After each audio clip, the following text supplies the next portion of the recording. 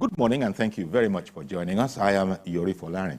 Well, my guest this morning is Dr. Muda Yusuf. Dr. Yusuf needs very little introduction to, financial news and the economy kind of a public.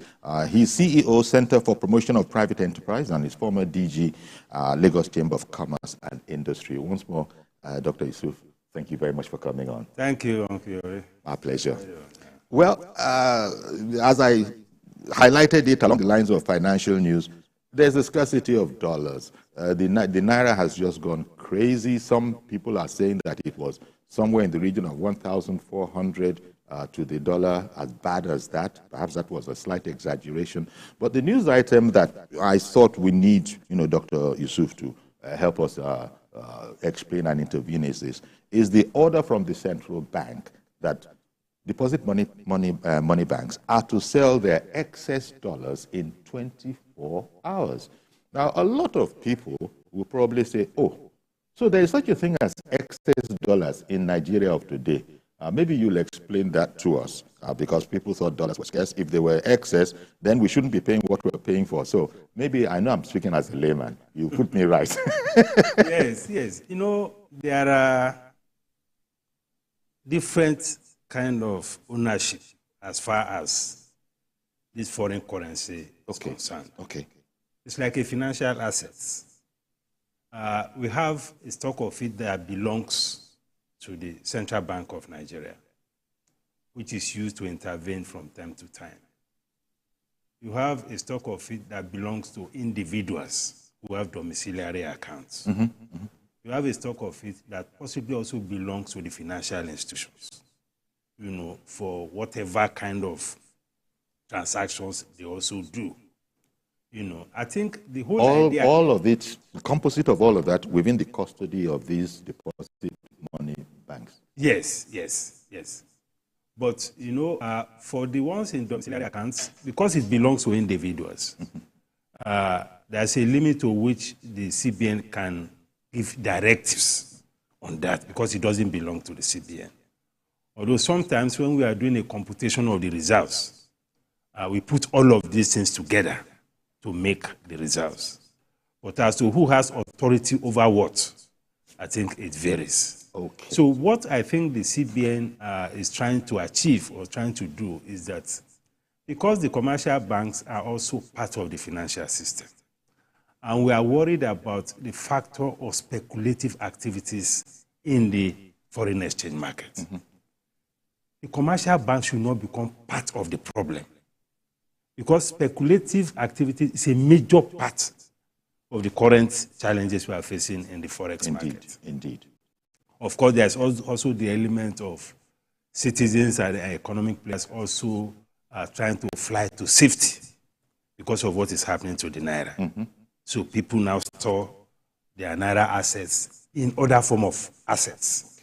It could be in dollar, it could be in equity, it could be in property, areas in which they feel that the value of their money can be preserved. And of course, they have a right to do so. It's but for those who are in the financial system, because the financial system is a highly regulated system.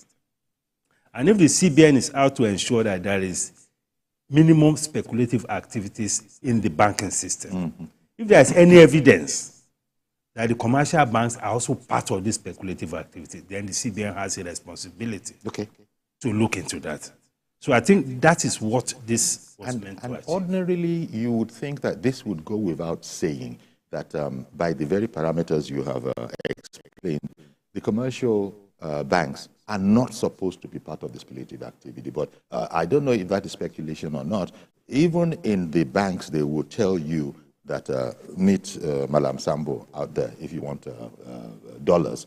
And these are dollars that they themselves know they sold to Malam Sambo, but of course they won't say anything of that. So that is why I said this probably should go without saying. And it must mean that this order coming must be because in the absence of it, the banks can't be trusted to be sufficiently financially disciplined to not be part of the speculation. Clearly, part of the challenges we are facing now in the foreign exchange market also has to do with the challenge of transparency. Because a whole lot of transparency issues are involved. Even this speculative, just as you said, for many of the banks, there is a strong connection between them and the BDCs. Yes. I mean, for many banks, I mean, that is the reality. And it's not supposed to be that way. It's not supposed to be. And that is why effective regulation is very critical in managing the forex market. Yes, it is good to talk about free market, market forces, unification of the exchange rate, and all of that. But because of the imperfections in the market, because sometimes when you want to deploy policies, you need to look at the context in which you are deploying the policies. If you are deploying market principles in a highly imperfect market, you are not likely to get concrete good results. That is part of the problem we are facing. So the CBN also has a responsibility to identify the imperfections in the market and to define the boundaries of free market. Because if you don't identify those imperfections, because it is the imperfections that will determine the extent of your intervention. Indeed, I can imagine. That is what has happened in this case. And there are other forms of imperfection. So we need to be extremely careful, because I'm worried about this fixation about convergence of the exchange rate. You know, I'm an advocate of, making sure that there is no much. But as we progress in a policy reform process, you review it from time to time to determine whether you are achieving results and to determine the impact of these policies, not just on the financial markets, but on the lives of the people, on the cost of production. These things are extremely critical, because at the end of the day, economic policies, economic reforms are about human beings. And if you are dealing with a reform situation that is creating so much hardship, then we need to go back to the drawing board and review our policy. And I think the CBN needs to do that. Okay, and see where more work probably is needed. Because one of the things I'm getting from what you're telling us is that, look, the idea might be right, and so you floated a policy, but within the matrix, they are not really cooperating with the policy, in the sense that they're getting up to their own side sort of shenanigans. And I wanted to ask, why is this so? Why do we have a situation where clearly that's against the regulations, if not the law? And so a hammer comes down heavily in such an instance. That is often not what happens. In fact, you hardly ever hear that the central bank or whoever is the monetary authority, financial authority, has really, come down heavy upon discovering some things. Because these things are all done in the open, as you know. They're all done in the open. So it goes back to that matter of a lack of accountability again. And the Tinubu administration is talking about, what is it now, renewed hope. That, we might have had these things in the past, but hopefully not anymore. Well, apparently people are still complaining. Things are not working the way they should be working. So there's this matter of accountability and how far we are willing to go to protect the policies that we have put and the people that we have put in charge of them. Yes, I agree with you. The issue of accountability is extremely very important. But we also need some level of consensus among policymakers. You could call it some form of ideological consensus. Because, yes, we are talking, particularly in the financial system, there is this dominant view that the whole system has to be purely market-driven. But again, we need to look at the consequences of that. And we need to check whether we are actually achieving the kind of results that we want to achieve. Now, we say we want to unify the rate, which has been done now. You can imagine the shock of that, because we have gone through two major shocks since the onset of this administration. The first major shock was the fuel subsidy shock. The second major shock was the unification of the exchange rate, the very first one. And the shock was very profound. The citizens are still grappling with the consequences of that. So at this time, I think what we'll be looking at is how to stabilize the system, how to also manage the consequences, the social consequences of those reforms, which is what the president himself has been talking about. How to make sure that these pains are not so much. Because there's something about doing something gradually. If a plane is approaching its destination, there's a way it gradually descends, several kilometers away. Right. And I don't know whether you have experienced, if there's a sudden drop, people feel that the end has come. They will feel the judder. Yes. They will feel the impact. So we need to be sensitive to, first, the social outcomes. Second, the economic outcomes. I'm talking of economic development outcomes. Third, the political outcomes.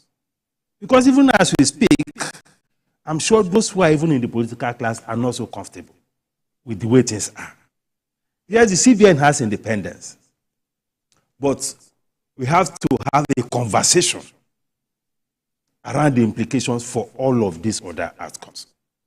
So that is why it is good to have that consensus. Is it actually the right way to go, and how far can we go? Okay. Because if you look at the parallel market that we are trying to unify, there are all manner of variables driving the rate in the parallel market.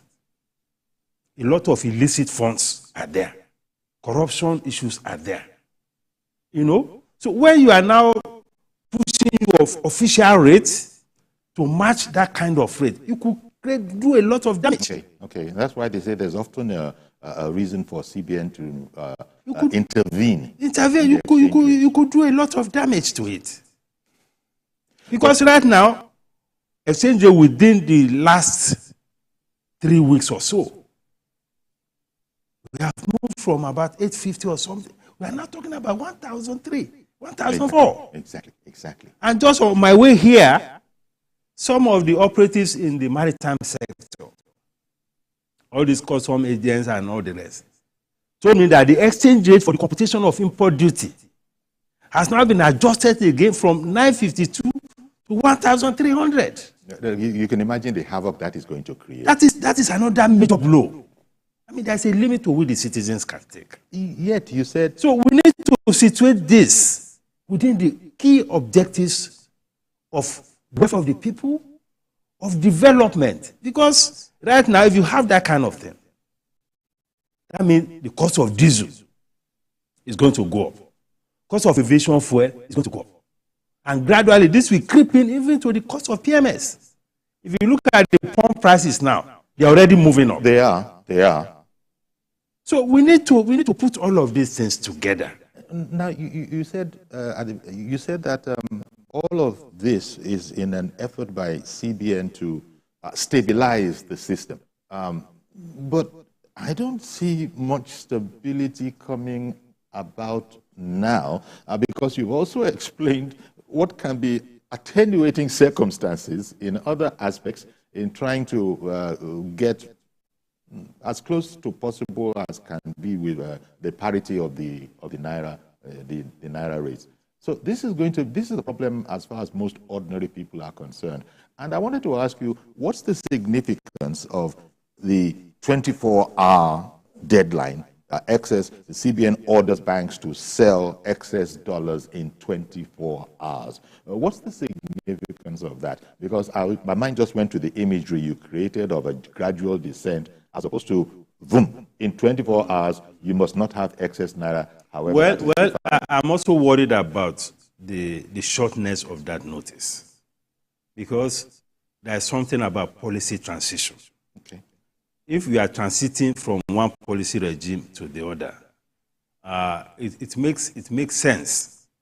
It makes sense to give some time and to ensure that things are gradual, so that we are not stampeding economic players into another, because that also has its own consequences. Okay. And that is why I believe that for some of these things too, it will be nice for the CBN to also engage the banks. This is what the objective is, even though they are the culprits, in quotes, but it is not out of place to also engage them. Okay. Okay. On how seamlessly can we transit from where we are. The problem with Nigerian banks, from the layman's point of view, is you don't even know how much you can trust the commercial banks, the deposit monetary banks, by which I'm bringing in a very simplistic example. Just when we were supposed to exchange the naira, for the Emefiele naira, remember that transition? And there was scarcity in the land, and then some supervisors from same CBN went around with cameras and go into the strong rooms, and you see the money is there. Yet there is chaos outside there, going into commercial banks. So as I said, it's a very, very simplistic example of some of the shenanigans that banks can get up to. So the public probably, so when you're talking about a need for synergy, a need for it won't be out of place for CBN to have meetings with these guys so that they see what we're trying to do, what the CBN is trying to do for the economy, and therefore can play along as opposed to being a cog in the wheel. Hold it, Doctor. You relate to that question, but Benjamin has come on the line. Good morning, Benjamin. Good morning, sir. Thank you for calling in. Yes, Benjamin in Abuja. Yes, I want to ask Wilson, and I think I contribute to your program too. I like the program very well. The way the country is going on, I would not know. I want to ask the CBN to at least this bureau de change, they should investigate them and get some of them arrested, because we are on the rail side now. We don't know where we are going again. They should help us talk with the government to bring more policy, more things that will make our naira have value in this country. This is my contribution this morning, sir. Well, thank you very much, Mr. Benjamin in Abuja. Short and sharp. That's whole hand-in-glove attitude, it is suspected, between the banks, commercial banks, and the BDCs. But that question about the citizenry and the extent to which they can trust that the commercial banks will live up to their role. Yes. You see, I agree with you. But one thing about engagement is that no matter how bad the other party is, I see some value, because they are also stakeholders in this entire system. I see some value in getting their views. That does not mean that we have to limit the consultation to them.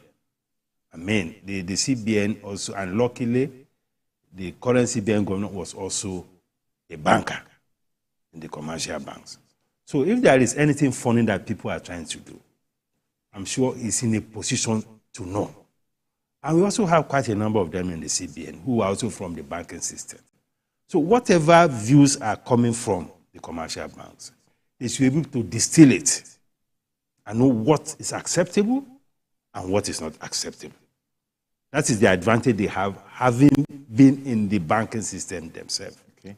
That is it. But generally, we cannot underestimate the importance of regulation and supervision. That is why we have a whole department, which has now been moved to Lagos, banking supervision. They are supposed to check all these things, because the banking system is supposed to be a highly regulated system. And the thing about private sector, of course, I'm a proponent of private enterprise and all of that. But the thing about it is that because the players in that space are profit-driven, if you